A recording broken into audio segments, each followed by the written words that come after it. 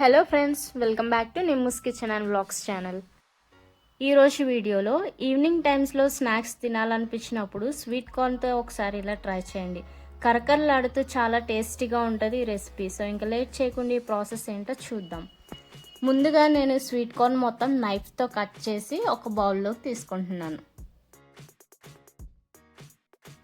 ఇప్పుడు ఇందులో 2 spoons cornflour, 3 spoons శనగపిండి, 1/2 స్పూన్ బియ్యం పిండి, 1/2 స్పూన్ పసుపు, సాల్ట్ టేస్ట్కి సరిపడినంత, 1/2 స్పూన్ కారం, అలాగే కొంచెం వాము ఆప్షనల్, ఫ్లేవర్ నచ్చితే వేసుకోవచ్చు. అలాగే సన్నగా కట్ చేసిన కరివేపాకు, కొత్తిమీర, లైట్గా ఆయిల్ వేసి బాగా కలుపుకోవాలి.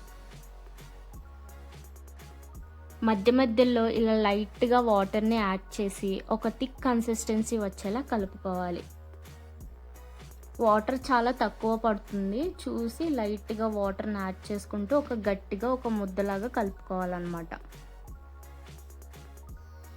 ఇలా కలుపుకున్న తర్వాత ఇప్పుడు ఒక కడాయిలోకి ఆయిల్ వేసి, ఆయిల్ కొంచెం హీట్ అయిన తర్వాత ఈ వీడియోలో చూపిస్తున్నట్టుగా ఇలా కొద్దిగా తీసుకుంటూ గోల్డెన్ బ్రౌన్ కలర్ వచ్చేంత వరకు మనం డీప్ ఫ్రై చేసుకోవాలి.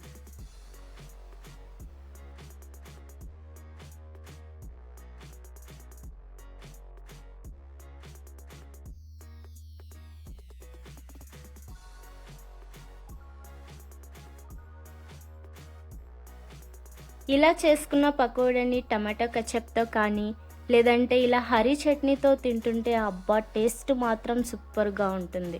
తప్పకుండా ట్రై చేయాల్సిన రెసిపీ ఇది. సో ఈరోజు నేను చేసిన ఈ స్వీట్ కార్న్ పకోడా రెసిపీ మీకు నచ్చిందా? నచ్చితే వెంటనే లైక్ చేసి షేర్ చేసి నిమ్ముస్ కిచెన్ అండ్ వ్లాగ్స్ ఛానల్ని సబ్స్క్రైబ్ చేయండి. Thanks for watching.